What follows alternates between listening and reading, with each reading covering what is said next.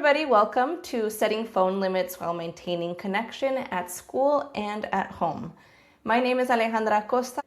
I'm so excited for you all to join us today.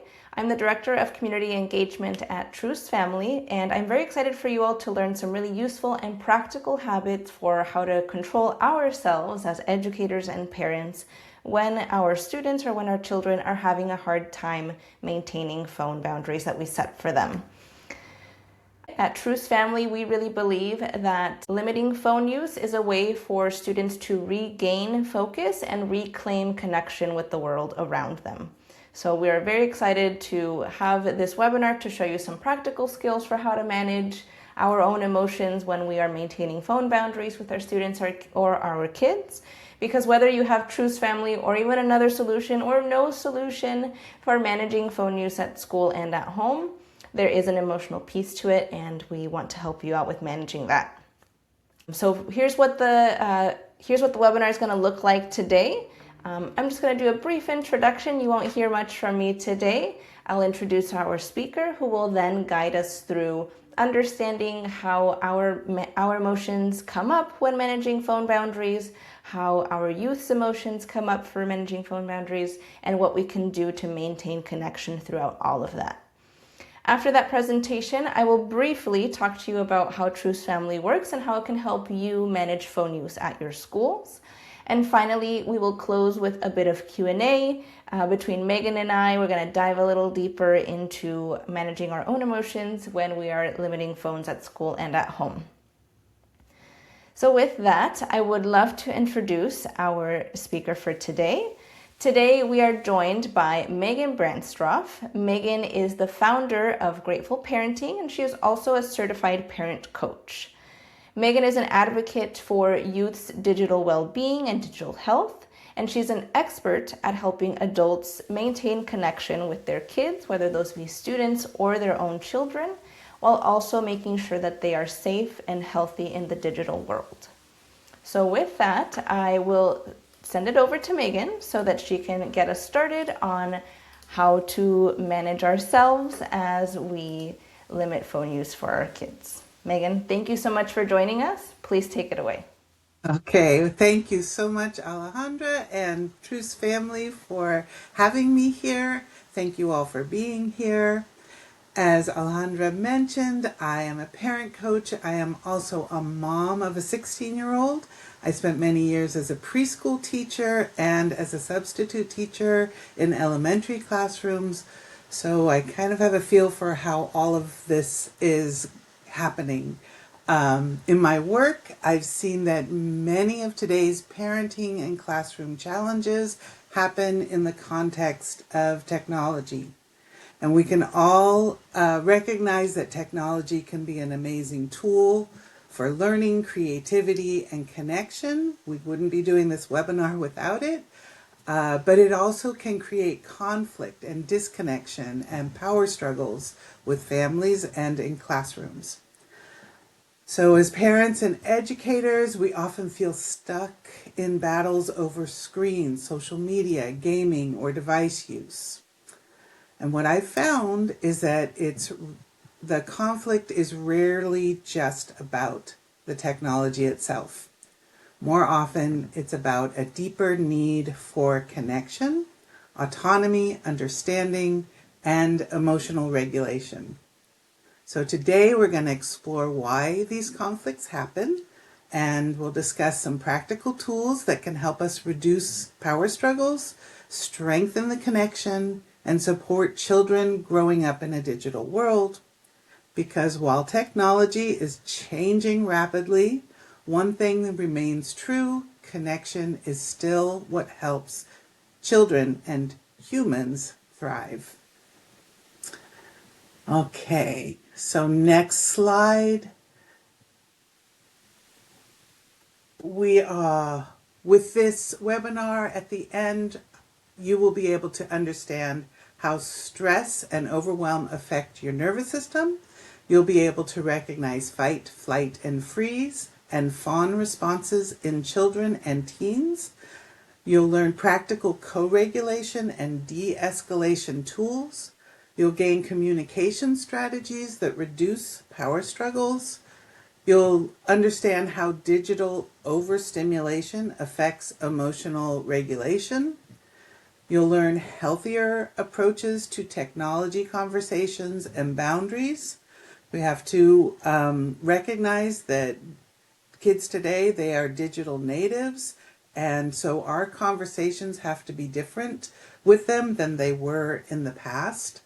And then you'll leave with practical scripts and tools you can begin using immediately. So next slide. So I'm going to start with a little reflection. You can either put your answers in the chat, or what I would love, so that you can really take time, is if you took a screenshot of these questions or something and then write them out, because as you write answers to these questions, you gain more insight. So I'll go ahead and read through these and then we'll move on to the next slide. So what parenting or educator moment feels most emotionally difficult for me right now? So you're answering for yourself. When conflict happens in my family or classroom, what emotions tend to arise in me? And finally, what do I most hope to strengthen in my relationship with my child or student?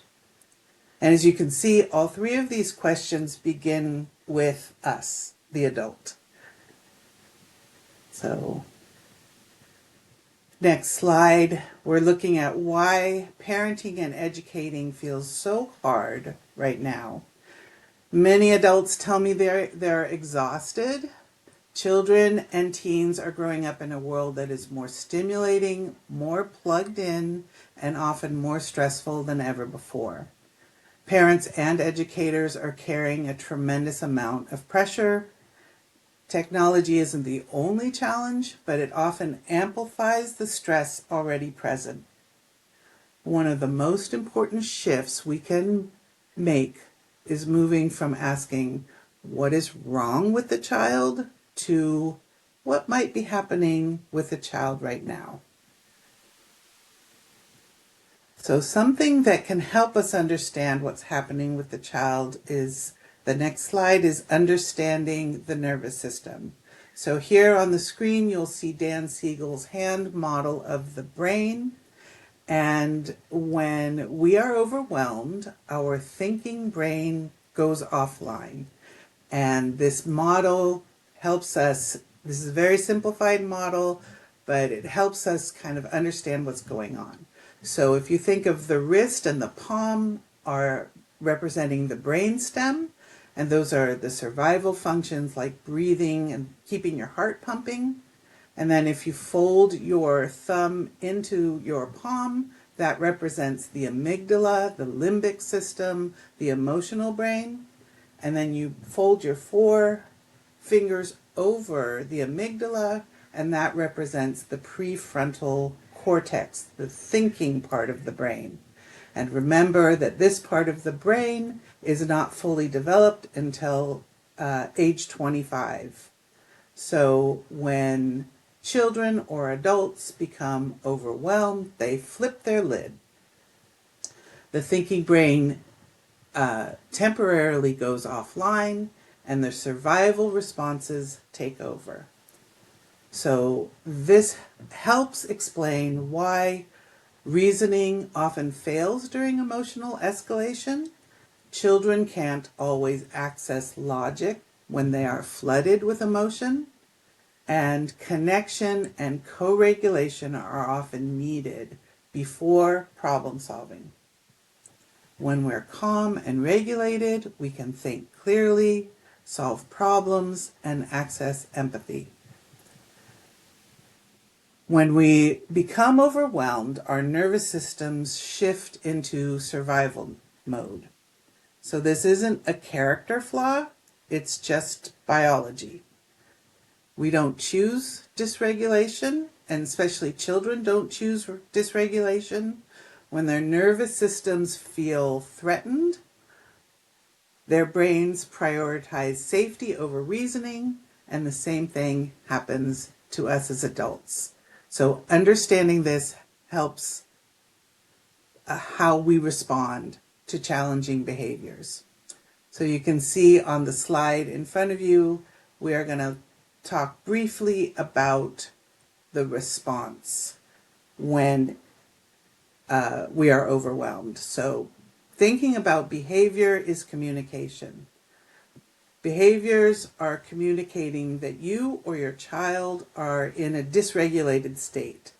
So when that's happening, what's the first step? Getting regulated. So we use sensory calming tools, deep breaths. I have a nice list of sensory calming tools that can be used that's on my website. But we'll talk briefly about the 4 different responses that you will most likely see when the lid is flipped. So fight can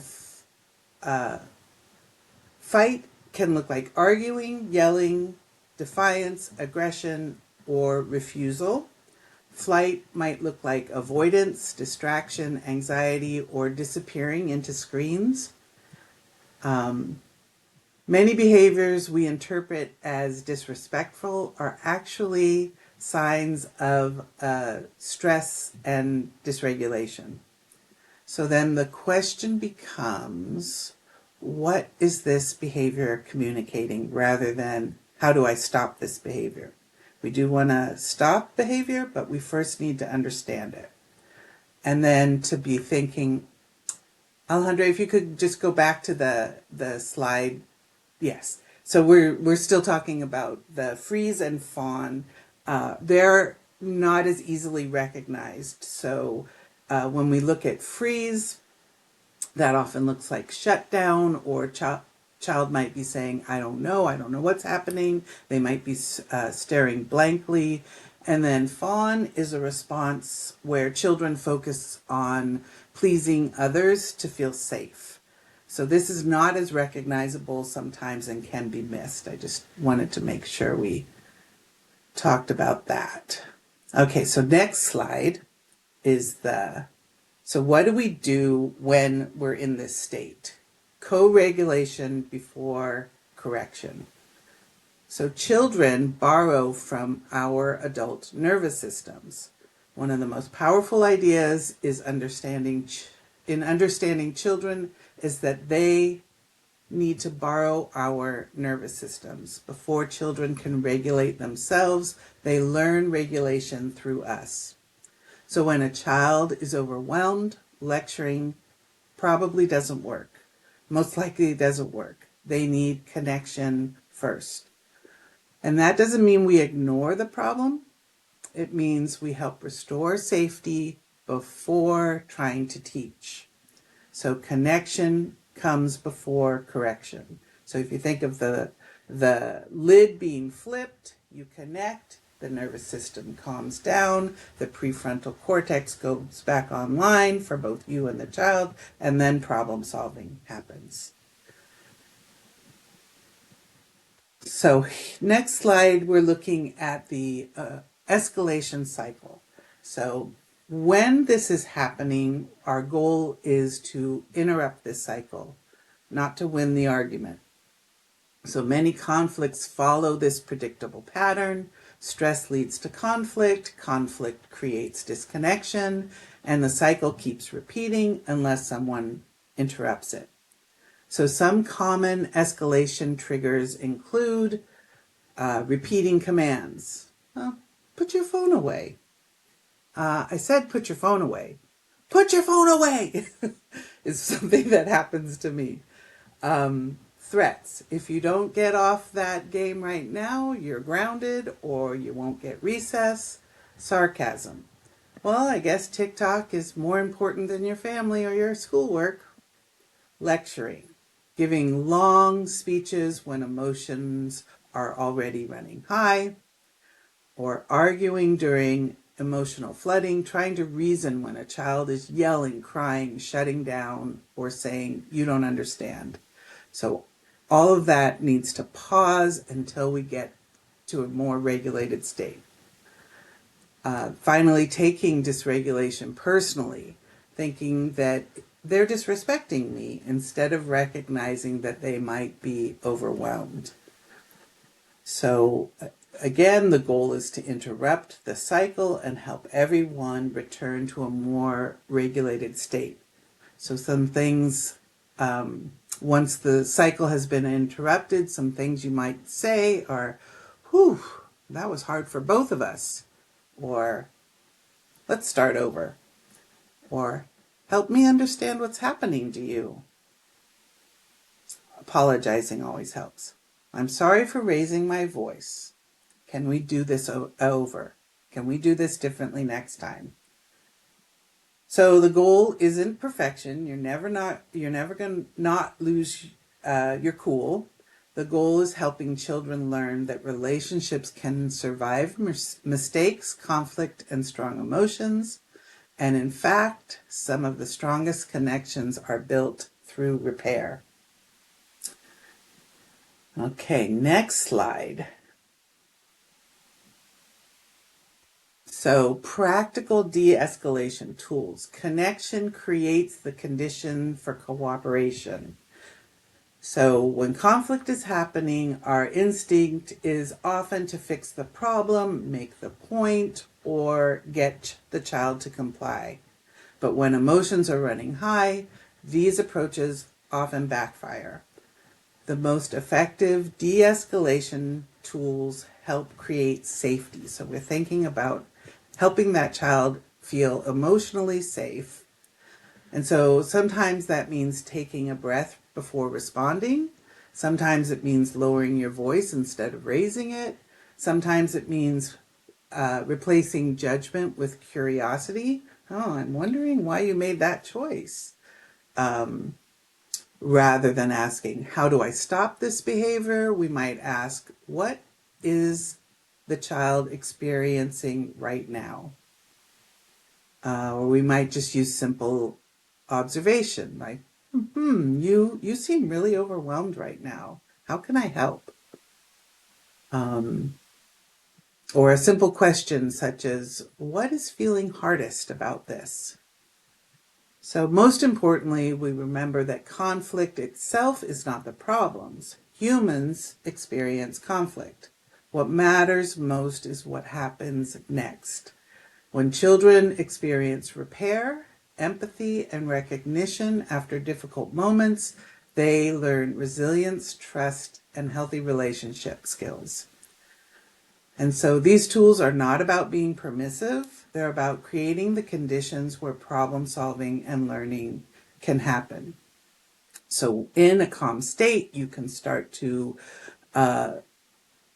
collaborate with the child and talk about what kind of limits you need to set, and then those limits are more likely to stick.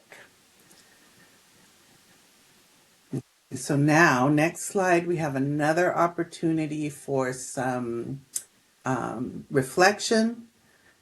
So either take a screenshot and answer these later, or you can put it in the chat, your answers in the chat. So here they are. What tends to trigger you mostly?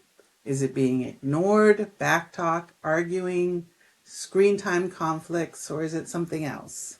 Write those out. So as you think about the co-regulation tools we discussed, pausing, using fewer words, lowering your voice, leading with curiosity, which one of those feels more realistic for you to try? If it doesn't feel realistic, it's probably not going to work. So thinking about what kind of thing can I do to create co-regulation? Finally, what might change if your goal shifted from controlling the behavior in the moment to strengthening connection over time? Remember, there are no right or wrong answers here. The goal is simply to increase awareness, because awareness is often the first step towards change. Okay, so next slide. So parenting and educating in the digital age. What's happening? Why screen times intensify dysregulation?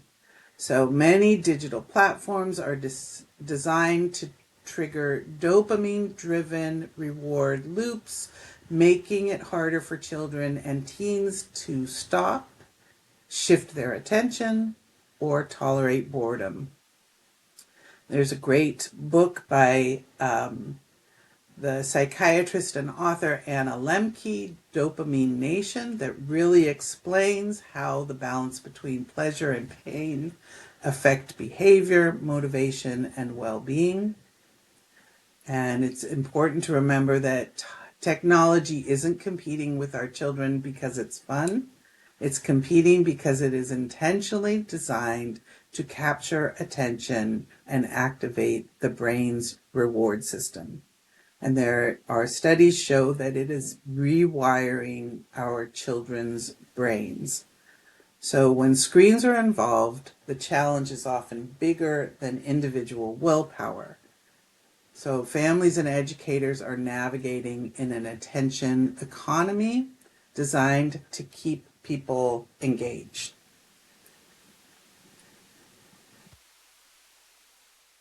So in thinking about willpower and screens, the struggle is simply, so we are going to the next slide, Alejandra.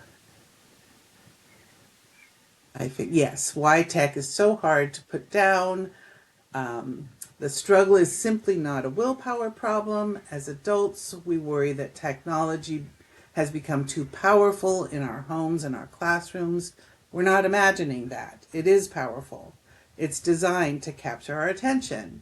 Features like autoplay, endless scrolling, notification, and streaks are intentionally designed to keep us engaged. So this isn't about blaming children. It's about recognizing the environment that they're growing up in. We are not just competing with a device. We are competing with an entire attention economy. So, next slide. And that means our conversations have to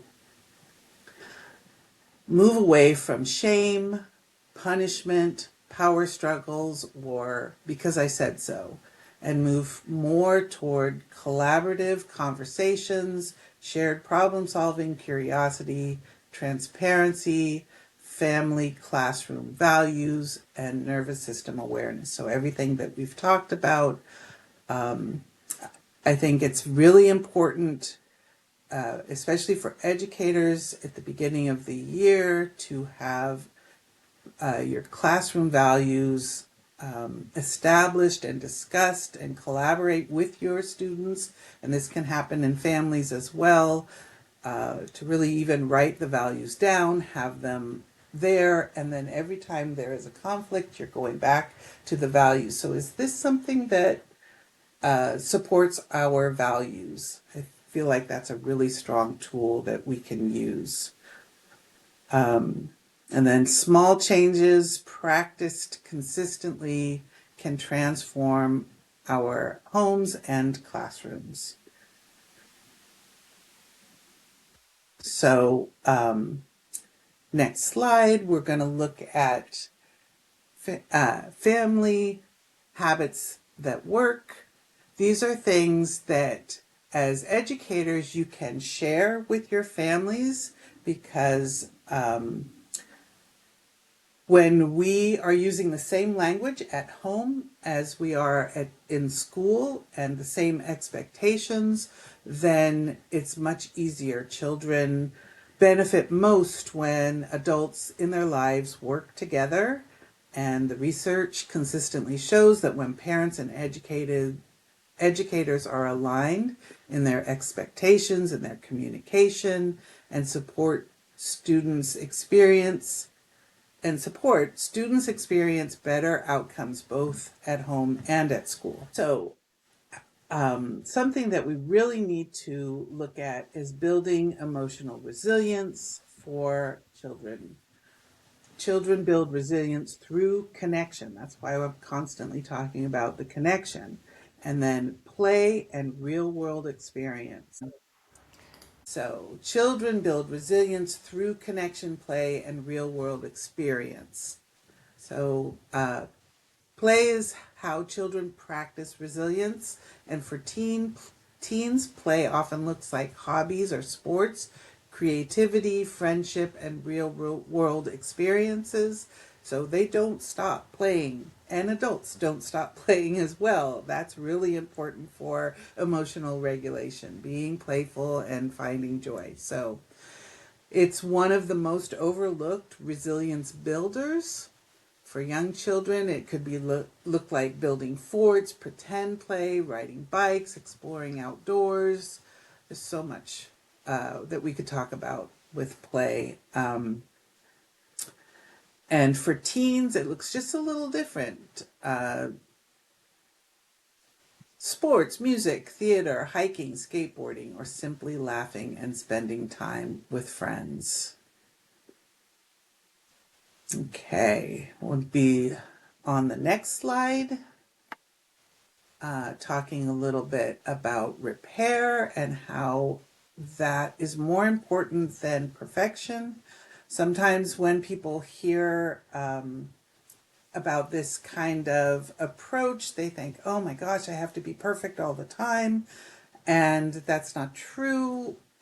Children really benefit from seeing their adults as human and taking the time to, when something happens, to reflect on it and then repair, reconnect, stay emotionally present. That is how we move forward and make our relationships stronger. All right, now we're going to look at the next slide, which is the final reflection questions.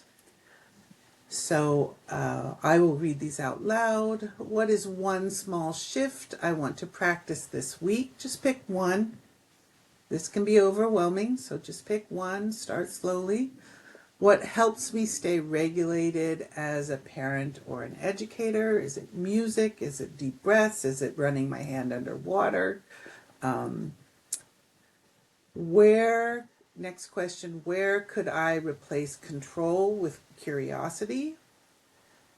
What kind of emotional climate do I want to create in my home or my classroom? And what support do I need for myself? I think that's really important. We need to be resourced. We need to be thinking about what we need so that we can show up regulated with our students and our children. Okay, so now next slide are the key takeaways from today. We want to slow down our reactions. We want to remember connection before correction, reduce shame and escalation, create small moments of offline connection. We want to be able to notice nervous system states, and we want to practice repair after conflict. So these are not one-time techniques. They are practices that strengthen relationships over time. And then my final thoughts. Children and teens today are growing up in a highly stimulating and emotionally demanding world. Adults are not powerless. Small shifts towards regulation, connection, compassion, and repair can profoundly change relationships over time. I want to leave you with this. Connection is not weakness or permissiveness. Connection is what allows children to grow. So thank you for being here. Thank you for the work that you're doing every day to support the children in your lives. Awesome. Thank you so much, Megan. I You're learned so much welcome. from you today. I think that these are all really useful strategies, both in the classroom and at home. Many of our educators have their own children, so I think these are great practices to start in either place, either at school and then transfer it to the home, or start at home and try it out in the classroom. So these were all really useful, and I definitely have a lot of things to reflect on for myself. So I think everyone watching will probably feel the same. I want to go into a Q&A. I do have some questions for you. But before we do that, I do want to talk about Truce Family with all of you for a little bit, because Megan talked about some really important points that I think Truce Family can help you with. So Megan talked about how phones are addictive. We all know that this is true. The discourse around this is very, very popular. Even Pixar is on it at this point with Toy Story 5. And, you know, managing phones is really, really hard. And I think part of the reason why it's so hard is because our first instinct is to manage these addictive devices by ourselves. And that is incredibly challenging. It is very hard for either educators or family members to try to always keep their kids away from an addictive cell phone. And doing that constantly through verbal requests and setting rules, all of that is possible. But again, if we have a tool that helps all of us develop healthy digital habits, it's going to make everybody's lives easier. And that's where Truce Family can come in to help you all. So Truce Family is an app that helps schools and families manage distracting apps and make limiting phone use very easy. For schools, this makes complying with state phone regulation laws very easy and very effective. Again, it's very common for schools to decide for their first strategy to have teachers be managing phones all the time. And whatever solution you have, there is still going to be some verbal management that's needed. But in our conversations with teachers, having to do that all the time is very stressful. So I am really glad that we talked about these regulation strategies. That is certainly part of the tools in our toolbox that we need to have. But having something else to help us manage our students' phone use is going to make everybody's lives easier. So with Truce Family, students' distracting apps on their phone are automatically blocked on campus during school hours. This is automatic as soon as they walk onto campus because we have geofencing technology. Obviously, our students with 504 and IEP exceptions have to have certain apps available to them, but these exceptions are made very discreet. If you have a pouch solution at your school, for example, students with 504 or IEP exceptions are going to be the only ones who can have their phone on them, and that can make it really easy for them to stand out and maybe be subjected to some sort of maybe bullying or unwanted attention from their peers. We also have a dashboard for teacher and admin visibility, so this makes it very easy for teachers and admin to see who may have disabled the app, and we can address that as quickly and as appropriately as we need to. Students can also be automatically enrolled into Truce, so that makes implementing the solution very easy at school. And again, our teachers or our admin do get a notification if a student removes or disables the app. So while we all need to learn how to regulate ourselves as we are managing our students' or our kids' phone use, that is certainly a tool and a practice that we all need to have implemented. Having a solution like Truce Family can make this so much easier for everyone, both at home and at school. So if this sounds like something that you would like to implement in your classroom, in your district, or even at home, please reach out to me. You can find us at partnerships@trucesoftware.com. Send me an email there and I will respond, and we can set up some time to figure out how we can support you at Truce Family. So with that, let's get into the Q&A. I'd like to bring it back to Megan. Megan, that was so helpful. Both as a current parent and former educator, you had a lot of points where I was like, I definitely do that. Like, I definitely do the sarcasm. I definitely get triggered by the eye rolling. So this was really useful. I'm very thankful that you were here with us today. I do have some questions for you. So the first is, let's imagine that we're in a classroom setting and we have to ask a student to put their phone away. Let's say the student is already dysregulated, but as an educator, I need to make the correction. Imagine it's like using a phone during a test or something. Obviously, we have these strategies and these tools that we can use. But sometimes the kids take a little while to get re-regulated. So talk to me about what that would look like in a classroom setting. What do I do there? Um, when we're thinking about connection before correction, um, so just maybe walking over to the child, hand on their body, eye contact. Uh, you, I know in a classroom you can't always do that, but if you can make that space, um, then if you just recognizing them, if they are dysregulated, they're going to be doing some of the behaviors we talked about. They might, uh, so you might be saying something, um, the phone needs to go away now, and we will talk after class. And then instead of it as being a punishment, it's more of a collaborative conversation. You're saying, so what was happening? And you're listening. And then you're saying, so obviously we can't have the phones in the classroom. What can we do next time? What can I do to help? And so you're establishing a relationship with this child. And if it continues to happen, you build on engaging them and helping them solve the problem. Got it. Thank you. So, yeah, I think when you were presenting the way that I was understanding it first was like, I need to connect now. Like, when the problem is happening, I need to connect now, is how I was understanding it first. But it sounds like, as adults, it is part of our job to correct. We are guiding towards positive behavior. But it sounds like you can correct as appropriate in the situation, and the connection can still happen a little bit later. Is that a correct understanding on my part?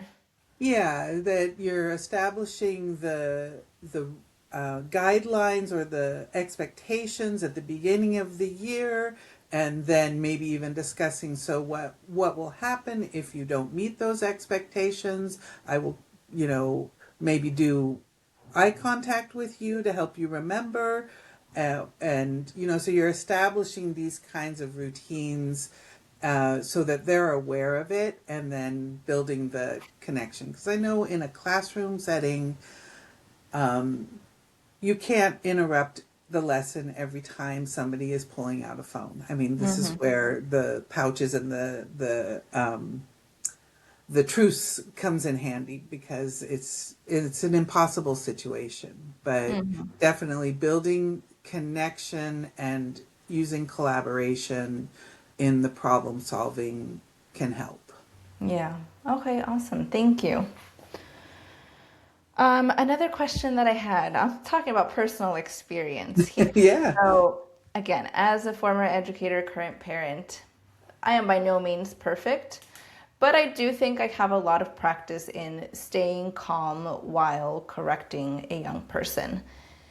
And I have still encountered situations where I appear pretty calm, but the young person that I'm talking to is still dysregulated. Maybe I'm doing all of the things or many of the things that you shared today, but the young person is still dysregulated. What would you recommend to an educator? What would you recommend that they do in that situation? Um, that's a really difficult one, because you're probably dealing with so many unknowns, unseen reasons why they might be dysregulated, so that you don't have any knowledge about, or that you don't have any control over. So, depending on the situation, you might need to have,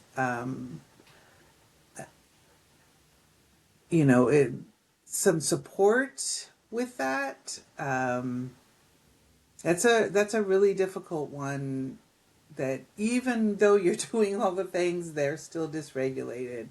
Um, in the moment is just, I think it's really clear with the science, it's not gonna happen. you're not going to solve the problem when they're dysregulated. So whatever steps it takes to get them to settle down and to be safe, especially physically safe, that then you solve the problem after. You can be as calm and clear, and it still might not work. But it's remembering that's not your fault, and that there Right. might be, maybe they didn't sleep, maybe something horrible happened at home. You know, there's so many things that could be happening. So Yeah. remembering that. Yeah, that's really good advice, and that's very difficult for parents or educators is remembering it's not your fault. Yeah. I think I'm kind of hearing the similar thing. It's like, there is a correction to make right now, and, I'll handle what I can handle now. Like, hey, kiddo, I'm sorry, but like, I need you to put your phone away. I've asked you 3 times. I need to call admin. I'm not mad at you. We'll talk more later. Right? Like, Exactly. you're Yeah. correcting now, and you can't stop everything around you. There's like 28 other kids trying to get something done, but you can correct and then come back to the connection a little later as well, while maintaining connection in the moment too, is what I'm hearing. Yeah. Yeah. Really All right, good. awesome, thank you. Let's see, as we're talking, like, more questions are coming up for me. Let's see. So, one thing that came up while you were sharing all of this with us is the conversations that we have had with teachers. We have an entire white paper dedicated to how teachers really feel about managing phones in their schools and in their classrooms. And the short version, I've told people, is they kind of hate it. Teachers do not like having to manage their students' phones all the time. Now, these solutions are very useful for in the moment. But what about after? Like, once the bell has rung and the kids have left, like, the teacher may still be left with kind of like the heaviness of having to deal with that all day. Do you have any suggestions for educators on taking care of themselves and repairing themselves so that they can come back to school the next day, do their job, and also maintain connection with their students while having to manage these challenging phone boundaries? Yeah. That's a really good question. Really, it's um, having self compassion, compassion for yourself in the situation. Um, I think that teachers are, I don't want to generalize, but they really want to help. And so then if something feels really hard, it feels like they're not succeeding. But to remember that to take care of themselves, to really talk to themselves with kindness, the way a friend would talk to them in the situation, um, and then really do things that feed you, that help you replenish, that fill your cup. So if it's music, if it's exercise, just make sure you're getting all your basic needs met. Um, and your need, and then also looking at what is it I need in this situation. So here, this was a heavy day. It's really, I really hated doing this. I feel like I can't change things. So what am I needing right now? Am I needing some time just without having to make any decisions? Am I needing to vent to somebody? Do I have somebody that I can call, that I can just vent to and say all the things that I'm not allowed to say in the classroom? Um, I think that's a really good way to replenish. And, basic needs, good nutrition, good exercise, good sleep, prioritize those. Um, but then just there's I can't remember the name of the woman who wrote. She writes a lot about self compassion. She needs to write one for teachers, Yeah, just yeah. to really take care, because these caregivers, these people that carry so much, really just need some guidance in how to care for themselves and Yeah. to recognize their needs. I think in this moment, I need what? Be able to ask those questions. Yeah, I really like your suggestion about self-compassion. I think for anyone, whether you're an educator or not, Yeah. talking to yourself with compassion as you would to somebody else, I think is a very easy practice. I know that many of our educators are under-resourced in many ways, so sometimes even those basic things like taking care of yourself, being well fed, and being able to exercise are needs that go unmet, and that is an unfair and bad thing that is going on in our education system. But the one thing that we do have control over is how we talk to ourselves. So that is not to negate any of the systemic issues in our education system, but merely a practice that can help our educators given the situation that we're in. So that was really good advice. Thank you. I would also hope that if there are any administrators listening, hearing how challenging managing student phones can be for teachers, I hope that really sets off alarm bells, and that hopefully a solution like Truce Family can be something that helps schools better support their teachers too. At the end of the day, whatever solution you have, there is still going to be some discipline that needs to happen, and that's where these tools that you shared today are really useful. But we really don't need to do this alone. So I hope Yeah. that Truce can be part of that solution too. Yeah, if you can take one thing off of the teacher's plate, that can be really helpful. Yeah, yeah, And they got a just lot not going having on. to manage that. Yeah, for sure. Let's see. I think I'm going to ask you one more question. So you talked about thinking about repair over perfection. Did I get that right? Mm-hmm.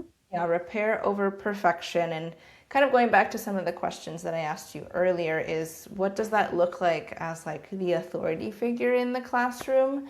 Um, you want to maintain this connection with all of your students. They're going to listen to you more if they trust you and if they like you. But you also gotta, set the rules and enforce the rules. So how does that repair over connection look like as the authority figure in the classroom? Um, yeah, so let me think. And take your time, Yeah, no rush. because I'm thinking about the growth mindset and, as adults, being able to admit when we make a mistake and recognizing that doesn't make us weaker in children's minds. It makes us more relatable and it helps them feel like, oh, it's a human thing to make a mistake.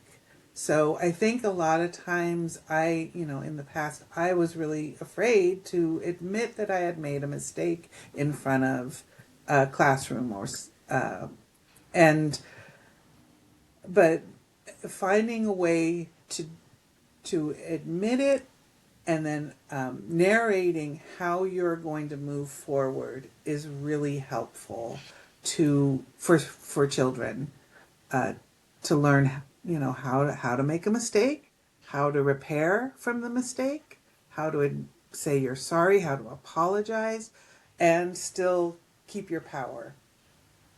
I don't think making a mistake or losing your cool negates your power. You still are the authority figure. You're still the one making the decisions in the classroom.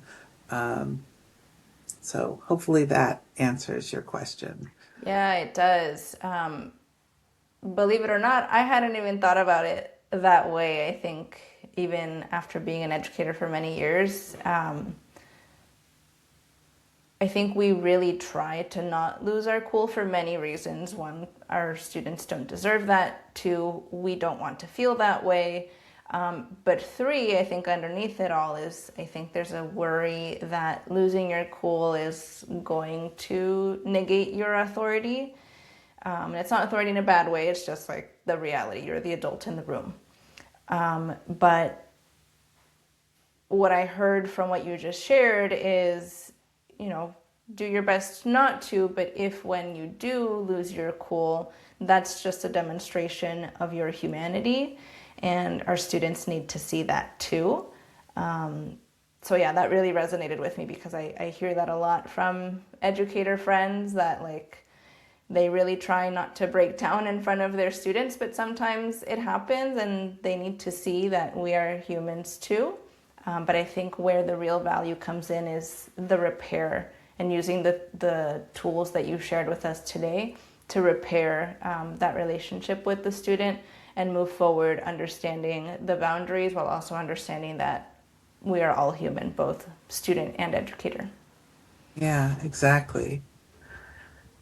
Yeah, I like how you summed that up. That's what I meant. Yeah, no. It's all just like, I mean, we all say it differently. But yeah, it's tough out there, whether you're an educator or a parent, for sure.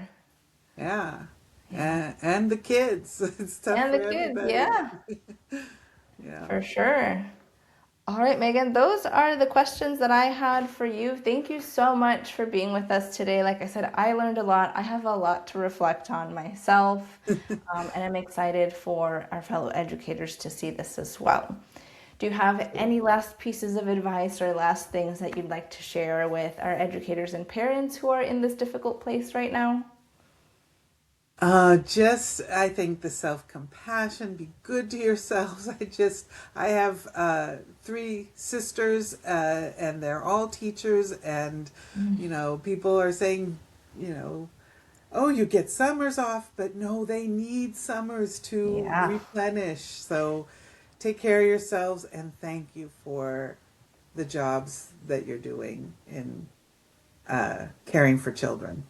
for sure. Well, thank you, Megan, for the work that you do in teaching parents how to maintain connection with their kids while also maintaining healthy digital habits and applying that to our educators here today. So I'm so thankful again for you joining us. I think we all learned some really useful tools.